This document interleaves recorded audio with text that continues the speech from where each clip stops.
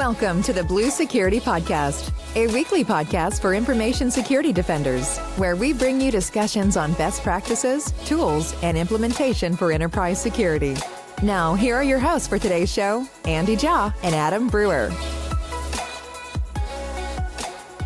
Welcome to this week's episode of the Blue Security Podcast. I'm Andy, your host. I'm Adam, your co-host. All right, today, welcome to Microsoft Security Licensing Part 2.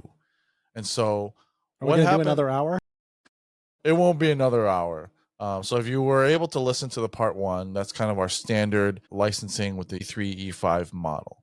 And what has happened over the last few years, and we did a whole show kind of breaking down the capabilities of each one of these, but we're going to just talk about a lot of the licensing portion of it here. We kind of jokingly call this the E5 plus stuff because Microsoft has gotten a lot of new solutions that aren't included in the E3 from SKUs. And so we're going to break that down and like how you want to buy some of this and what's all included. Andy and I both work for Microsoft. However, we do the show outside of work.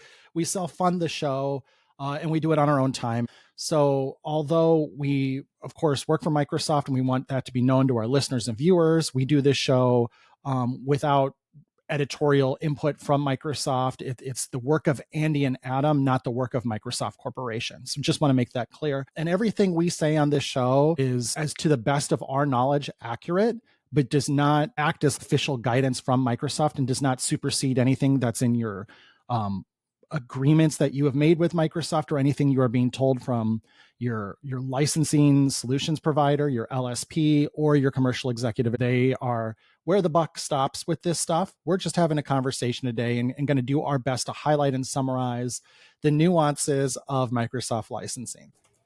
And so the first thing we wanted to really talk about is frontline workers versus information workers, because when it comes to a lot of the customers that Adam has and what I've had in the past is sometimes you have these frontline workers that don't need a full-on license. They're not using their email all the time. They're just checking it out in the field. Manufacturers, railroad workers, service industry workers, a lot of these workers that don't need the full productivity suite. They don't need the full-on user licensing.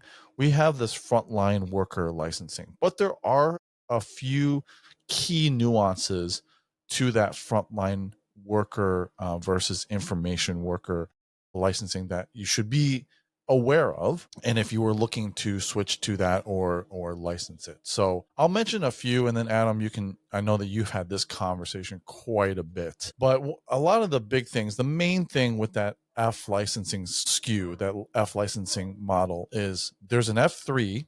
I think there's actually an F1 too as well. There is, right? F1, yeah. So there's an F1, F3, and then the F5 component of it is like an add-on. So you do need to own the underlying F3 licensing, and then you get that F5 security compliance or security and compliance. And so when it comes to the F3 SKUs, the biggest change, the two things that I usually highlight are you do not get the desktop versions of the Office suite. And so if they were to go onto a computer and you have the Outlook app or the Word application installed, they're not licensed to use that application. They get the web version of Office. And there are some nuances in the web versus the desktop applications as well.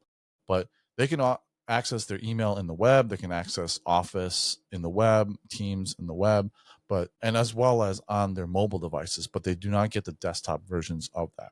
So that's one of the biggest changes. The other change is Exchange email inbox size, or the mailbox size. It's 2 gigs, which is very small for today's standard. And so that's something that's important to know, that they only get a 2 gig mailbox size, 2 gig OneDrive size. I believe it's a shared size for both of those two together. And so that's a pretty important nuance as well. So like if you're sending large PowerPoints or Word documents, that's going to fill up pretty quickly. So those are the two big things that I usually like to highlight specifically for security. So this is the main thing to remember, is that there's that 5 security, F5 compliance, and then there's an F5 security plus compliance. If you were to get the F5 security, that's pretty much equivalent to the E5 security, which we talked about in part 1. If you get the F5 compliance, it's going to be pretty much equivalent to the E5 compliance from the capabilities and things that are included. And if you get F5 security plus compliance, it's pretty much equivalent. You lose no capabilities for your frontline workers when it comes to security and compliance. It's equivalent to the E5 version if you were to give that to your information workers.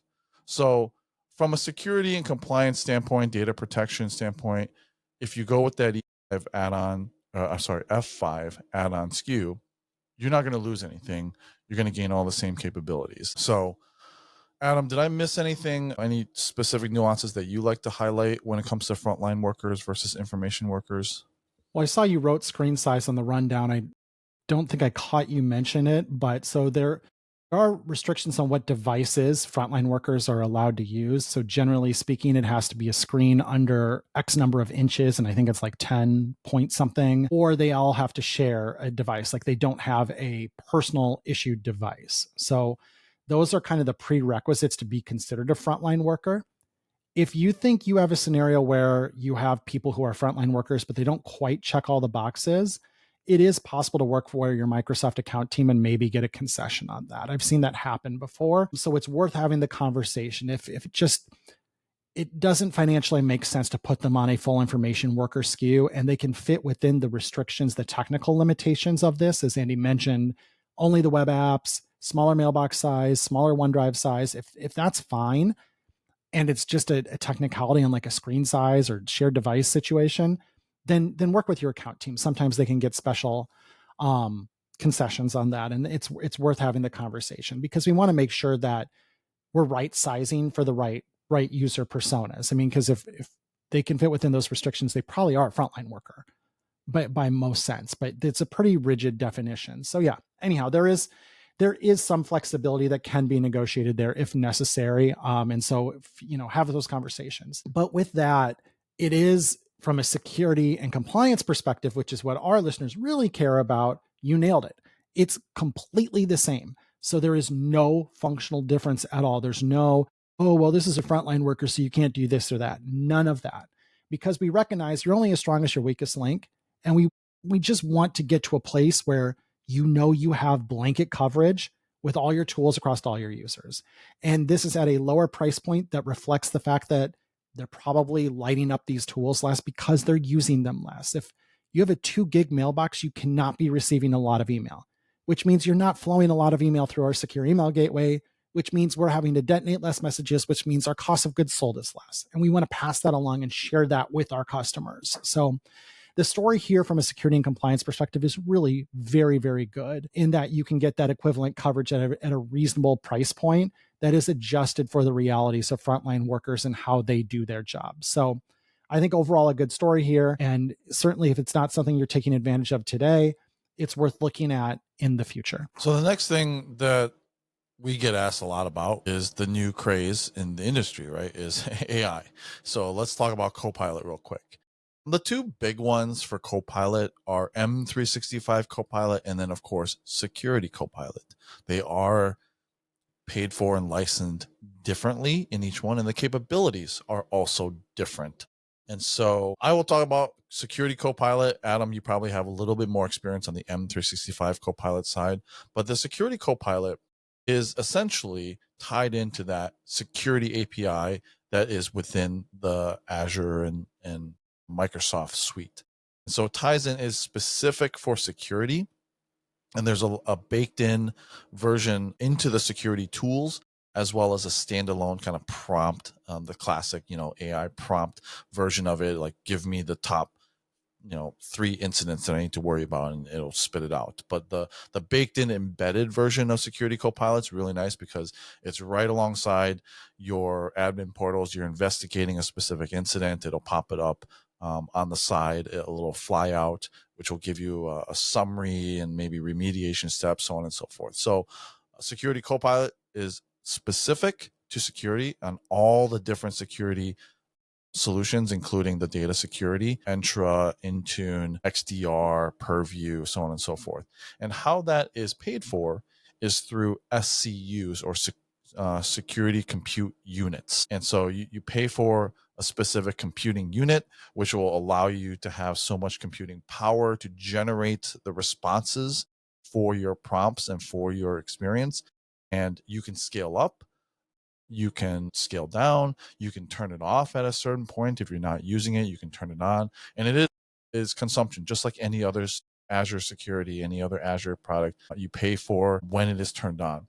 And so I can't remember the exact pricing, Adam. You probably know it off the top of your head for a single security compute unit. Security compute unit is $4 per hour.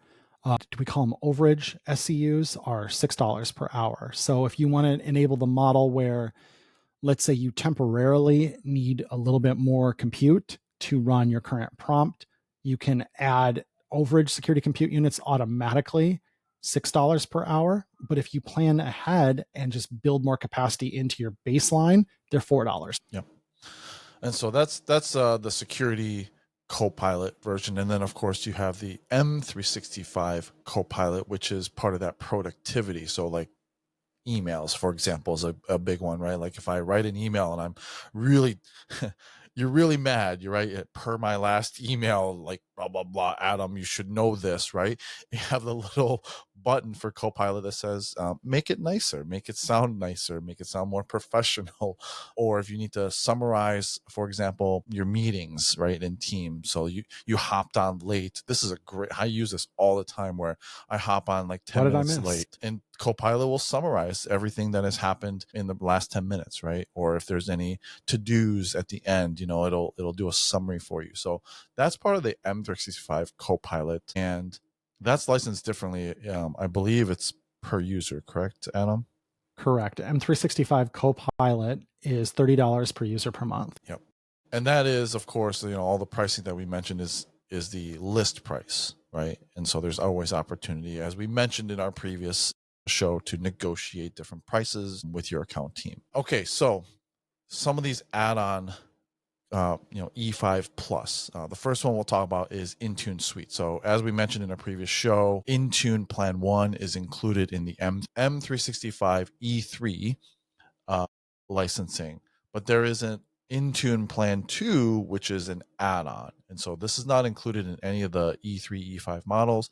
That Intune Plan 2 gives you a few things. So like firmware over-the-air updates, specialty device management, which are like Teams phones, or like Surface. What's the TV that we had? Surface Hub? Surface Hub, yeah. So like some of these specialty devices that are not traditional devices.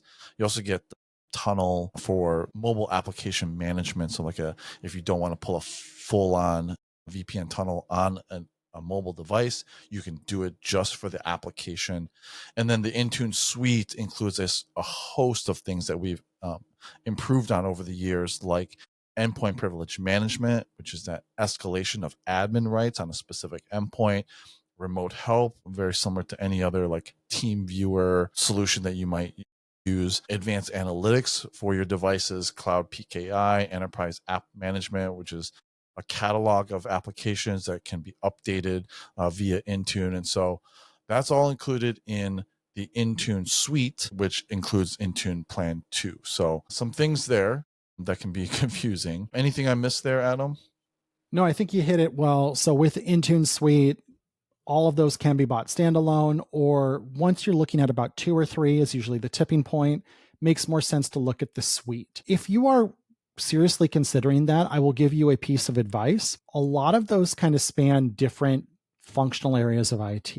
Remote help tends to be whoever's running the service desk is going to be most interested in that, versus you may have like a network team or the team that runs, say, the intranet, maybe most interested in the tunnel for MAM, because the experience you can deliver is I can do a managed instance of Edge on your iPhone without managing the whole device. I don't even need full MDM management, just managed Edge. You sign in with your corporate credentials, and then I can create a tunnel So I can hit your internal intranet if you're still hosting it on premises, or an internal application that you're still hosting on premises. And that might be a different team. And then you may have a whole other team that's interested in endpoint privilege management, probably your security team. So you need to get the different stakeholders together. Someone's going to have to champion this and pull everyone together. And then you recognize those economies of scale, because things like the enterprise application management, or whatever that one's called, advanced application management, Enterprise that one is like effectively pre-packaged applications for Macs, or sorry, for PCs. I believe it's coming to Mac OS as well, but it's packaging as a service and updating as a service, where your team doesn't have to go repackage 7-zip all the time every time an update comes out, or it doesn't have to repackage the Adobe suite. Instead, it's all done by Microsoft, and you just point and click. I want to deploy this, this, and this to my devices, and I want you to keep them up to date. Done. Gets all that work off your shoulders, and it's not value add for your organization, and it's not your core competency anyway, so you shouldn't be doing it. See, that's a different team. That might be your endpoint management team. So if you get my point, like, Intune Suite is cool, but it touches all of these different stakeholders in IT. So if you want it, get someone to champion it, bring everyone together, recognize the benefit to your individual budgets it could recognize, and help make it happen. Because by itself, that's something that's really hard for like a Microsoft sales team to know who to talk to and who all to pull together and how to make the numbers work. And that's been the challenge with it, but it can absolutely make the numbers work if each one of you is only funding a portion of it, and it's way cheaper than it would be for you to go buy some standalone solutions. So Intune Suite's really cool, but definitely an area where you have to bring stakeholders together internally for it to make sense, because it touches so many different parts of the internal IT organization. And that concept is going to be similar for this next one that we're going to talk about, which is Entra Suite. Very true. And so same thing, Entra Suite also has components that may be required to bring in different parts of the business in. So for example, you have in Entra Suite, you do automatically get Entra ID protection. So if you bought, like, say, Entra Suite on its own, you get Entra ID protection, which is a feature that's part of Entra ID P2, which is included in 5E5. So there will be a test later. So let's say you are an M365 E5 customer and you're like, well, I already own this portion of it. Well, there is going to be a little bit of a price break for you when it comes to the Entra Suite. But if you didn't own any type of identity protection at all, let's say you were on ME3, which includes Entra ID P1, then Entra Suite makes sense, and it's going to be a little bit more, the price is going to be adjusted a little bit more because it's going to include that Entra ID protection. So that portion right there. Then second of all, it includes a bunch of the newer things that we kind of tagged with Entra. So Entra Private Access and Entra Internet Access. Those are two things as part of the, SSE, the security edge model, right? And so Entra Private Access is basically like a VPN replacement.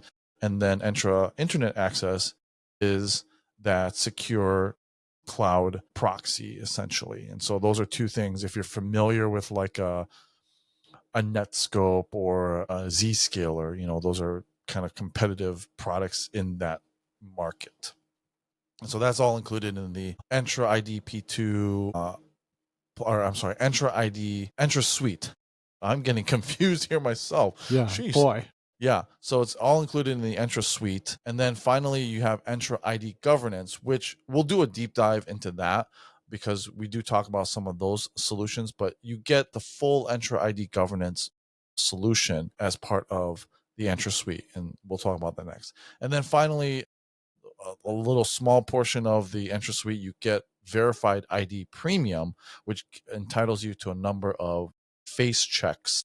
So Verified ID, we did a show on this. It is a open standard where essentially we're building on that. If you needed like a face check to add on a specific security for a specific sign in, you can go back and review our show. We'll link it in the notes, but the face checks technically are charged per face check. You can buy them as a bundle, but you get a certain number built into this plan. So anything I missed there, Adam, or you want to do a deeper dive on? Well, I think we'll unpack ID governance in just a moment, a little bit more conversation on that. But yes, you made the point as I got done talking about Intune Suite. It's kind of the same idea here. Again, I think, different stakeholders this appeals to, where your network team may be most interested with some security input in some of the global secure access solutions, Entra Internet Access, Entra Private Access. They're going to be really keen on that, not having to run a VPN or a VPN appliance, not having just kind of wide open access to a flat network. Instead, that micro segmentation on a per app basis is much more secure and honestly much less demanding on your environment. Whereas like the face check, the last thing you talked about, might appeal again to the help desk as a way to validate your identity when you're asking to do a password change or a password reset. Whereas the ID governance thing is really going to appeal to wherever identity lives in your world, whether it lives in security or it lives in infra.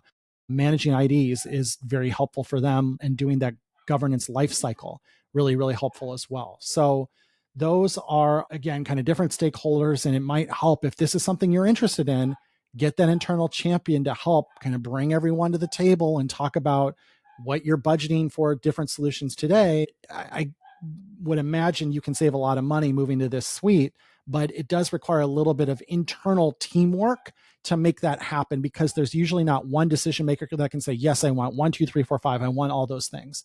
And like always, when you're at about 2 to 3 solutions, you hit that tipping point where the suite pricing is actually better than the a la carte, like standalone pricing. So then we can talk a little bit more about Entra ID governance and continue on. Yeah, so Entra ID governance, again, you can buy this separately. The full suite's included in the Entra suite, and there are some parts of Entra ID governance that's included in the M365 E5. And so we talked about it in our show previously, where you have the access reviews and entitlement management, the basic portions of that, which are part of governance. That's included in the E5 or Entra ID P2.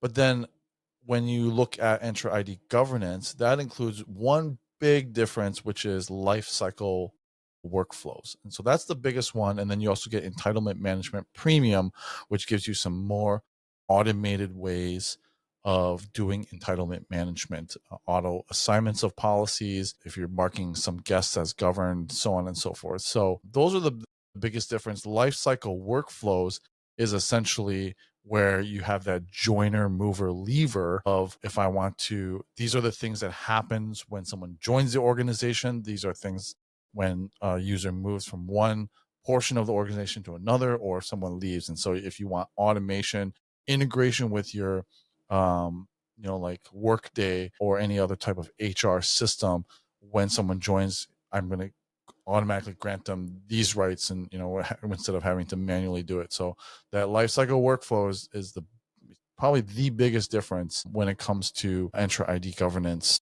as the add-on SKU for Entra. Yeah, one note I always like to point out about this is, before Entra ID governance was a thing, we talked about how there were some ID governance capabilities included with Entra ID Plan 2. In fact, we mentioned this on our show a week ago. And one thing we did not do, to be very clear, was take any of the value included in Plan 2 and ripped it out and threw it in a different SKU. We did not do that. Everything in Entra ID governance is net new engineering effort and net new capability that did not exist. So the choice was either don't have it at all or build it, but charge additional money for it to recognize some of the value of the engineering investment. And that's the direction we went. So if you've been an Entra ID P2 customer, you have not lost any value or any capability that was included. You maintain that and will continue to have it for the foreseeable future. The only difference is we engineered more stuff and then decided, you know what, this is pretty significant. Instead of baking this into P2, or again, maybe there was concern about being seen as not being a good, fair competitor in the world of bundling it versus selling it separately, because again, SailPoint and Savient sell it separately. We went and created our own SKU and decided to compete with them instead fairly in the market. And so that's what we've done here. Nobody lost access to anything. This is all new stuff, all new capability. If it sounds interesting, certainly it's available standalone or as part of the broader Entra suite. Okay, the next thing that we want to talk about, because oftentimes we have mentioned that using virtualization for your platforms is a great way to secure the operating system to a secure device. And so AVD, or Azure Virtual Desktop, and Windows 365, we did a whole show on this with Bradley Dupay. It's phenomenal. Definitely go back and listen to that if you are kind of interested in like the differences between AVD and Windows 365, but they are licensed differently. So we are talking about licensing in general here. And AVD, just as a very 50,000 foot level, is that PaaS model, that IaaS model, where we are providing you with the building blocks. Like, we provide you with the Legos. You have to like put it together as a finished product, and you can deliver that platform as a virtualized platform to your users. Now, what's great about AVD is that instead of issuing a single AVD VM to a user, which you can do, it can be persistent, it can be non-persistent, but you can also do something called multi-sessions. So, in the old ways of like, you own the hardware in a data center and you have to like provision a number of cores, number of disk size and whatnot, you had that option if you want to do that individually. But you can also do a multi-session, which you can then provision a larger box, multiple, like 24 cores or 48 cores, and then a massive amount of storage space. And then you can share that with multiple users. It can be 8, 10, however many you want logged on at the same time. But that AVD model is Azure based. And so again, with anything Azure based, it is a subscription. You pay for how you're using it, when you're using it. So if it's spun up, you're paying for that compute, you're paying for that storage. And if it's spun down, you will not pay. With Windows 365. Well, before you move on, one final point there. Bradley always makes this point, and it's interesting, and it's a little like food for thought, is technically Azure Virtual Desktop is included. There's no cost for Azure Virtual Desktop. You pay, like you just said, Andy, you pay for compute, you pay for storage, but all the connective tissue that makes AVD go is actually included at no additional cost. You just pay for everything else. You pay for the underlying infrastructure to make it work, but the connective tissue, all the fairy dust, that's actually included at no additional cost. So I know I'm being a little pedantic about that, but it's an interesting point to consider, is like, what's the licensing cost for AVD? There is none. You just stand up what compute you want, what storage you want, and then say, this is AVD, and I'm grossly simplifying it. And that doesn't add incremental cost on top of it, which is actually kind of cool. And one more point before we move on. AVD is, there's a lot of obviously other solutions like Amazon, AWS Workspaces is a good example, right? Now, when you go with AVD, licensing for the underlying servers, if you already have, like, say, M365 E5, because you're already paying for those server cows, that underlying operating system license is paid for. So you don't have to pay extra for the operating system, which is different than, like, say, AWS. They charge you for that underlying operating system because you have to buy it from Amazon. They have to license it. So that's a change there. Additionally, there is a very unique feature for AVD that's not available for other providers of this service. With AVD, Microsoft has the unique capability to provide you with a multi-session desktop version of Windows. And so if you've been a student of computing and you've done virtualization before, you know that actually virtualization of operating systems in this fashion have always been a server operating system on the bottom. And that's how like Workspaces is, like AWS Workspace. That underlying operating system is the server operating system. And then you virtualize each VM based on that.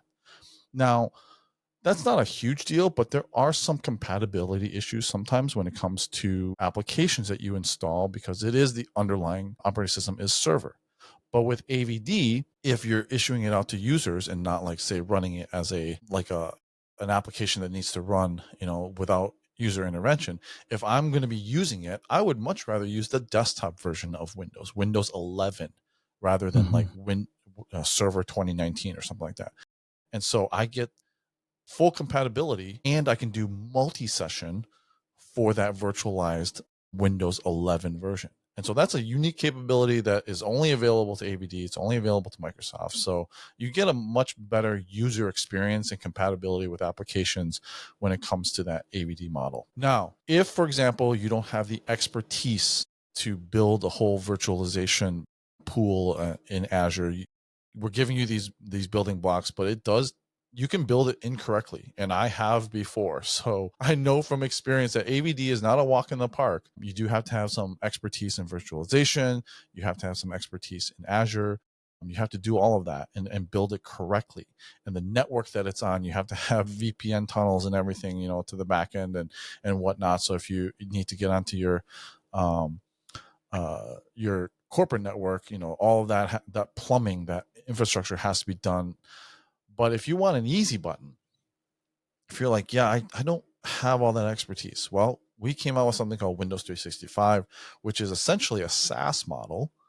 And so it's licensed per user. So you do have to pay, per user. It's a fixed cost. But the beauty of it, it's a one-click assignment. You literally assign a license in the admin portal that you are familiar with for any other Microsoft licensing for Windows 365. It provisions it for you, and the user can sign in and start using it right away. Now, there is a little bit of back-end plumbing that has to be done, but it's a lot simpler than an AVD. If you just want to use it as literally a remote machine, and you don't need any connection to your infrastructure, if you don't want to have to manage it through say a config manager, but you want to use Intune to manage it, it is super easy. You click the button, the user signs in, you have conditional access, and it automatically will start managing that device and deploy the application. So if you don't want to do the whole building it from scratch, you have the one-click easy button with Windows 365. Also, because Windows 365 goes on your enterprise agreement enrollment, you have the predictable pricing where you know exactly what you're going to pay. The price does not change month to month. It is not a consumption-based model. It's a license-based model. So if you're more comfortable with the ability to forecast it and budget for it, also a big win there in terms of the predictability and the consistency of how that is priced and how it's procured. It's much more comfortable. I will make one correction to what you said, Andy. You said W365 is licensed per user. Technically, it's licensed per cloud PC. How many cloud PCs do you want? If that user leaves and you want to assign that cloud PC to a different user, there is a process to go through to tear it down and reprovision it effectively, but it can be done. So it's how many cloud PCs do you want, not necessarily how many users you're going to have. And we have come out with more models for this over time. So we've now added a frontline workers model where you may have up to, I think, 3 different people accessing a single cloud PC at different times of day. So this person is first shift, this person's second shift, this person's third shift. Also, I think we're working on a new model for DR type scenarios or business continuity scenarios where you want some W365 devices effectively on retainer. And then if something goes awry, then you can spin them up very quickly and get going, and you don't have to go through a procurement process when time is of the essence. And I'm not sure in all the details of that, but I have seen we're working on a W365 solution to something everyone needs to think about, which is when the worst happens, how do we get operational again? And we think we can play a big role in helping with that. So some more flexibility there on model, obviously nowhere near the flexibility of AVD, but also a much higher amount of predictability and consistency and simplicity of getting started with Windows 365. And then we'd be remiss if we didn't mention the Windows 365 Link hardware that Microsoft now offers, where you can get effectively kind of like the old Weiss terminals, the old kind of dumb terminals that do one thing and just connect to a remote instance. We've kind of brought that into the modern era where you have the W365 Link device that does nothing but connect to Windows 365. So pretty neat stuff there as well. And I haven't gotten my hands on one yet, but would love the opportunity at some point in the future, because I think it's really clever and really interesting. And then the final thing that we'll mention in the Hive Plus is the Defender Vulnerability Management Premium. So we did mention this in the Hive conversation previously last week, but you do get some Defender Vulnerability Management capabilities with Hive, but there is an add-on that you could buy, and that will include more specific things that are some organizations look for. Like, for example, I can look at what applications are vulnerable in the core features in E5. I can see let's say Chrome is out of date or my operating system is out of date. But let's say I want to make sure that an out of date version of Chrome is not being used. And so with the vulnerability management premiums version, you can block vulnerable applications. And you can also do a browser extension assessment. Now, some organizations manage their browsers and say these are only the add-ons that we have and these are the only ones that we can use. However, sometimes users sign into their personal profiles or whatnot, and maybe you haven't looked into that and they have a bunch of browser extensions like Ola VPN or something like that that's installed, and all of a sudden that's on your corporate devices, and that's basically malware, right? And so you have that browser extension assessment. So there's a lot more capabilities in that premium version, and so you can license that per user as an add-on. And then for servers, because we have user devices and servers, the vulnerability management premium version is included in that Defender for Servers P2. We briefly mentioned server licensing at the end of the show last week. There's a Defender for Servers, which is the consumption model. You pay for it for consumption. There's a P1 version and a P2 version. That P1 is equivalent to the E5 MDE, but then with servers, there's a whole P2 model, which, if you look at the documentation, we did a whole show on this as well. I'll include that because we don't have time to dive into the differences. But MDVM Premium, the Defender Vulnerability Management Premium version, is included in that Defender for Servers P2. So part of the benefits of the P2 version. Anything you want to add there, Adam? Nope, think you nailed it. So Defender Vulnerability, wow, let's try that again. Defender Vulnerability Management. That is a mouthful. Add-on license for your user devices. If you want it on your servers, the best way to go is Defender for Servers Plan 2, which I think we made that case pretty strongly on the last show, that really it's a much superior model for the needs of server protection. And really, there's a lot of value in that Plan 2 version. And Andy mentioned a couple of things that are cool in there, one of which is the premium vulnerability management capabilities. And so, this is something, as Microsoft is kind of building everything into our Microsoft Security Exposure Management tool and bringing all of that together, the external attack surface management, the vulnerability management, and all those other things into a single pane of glass.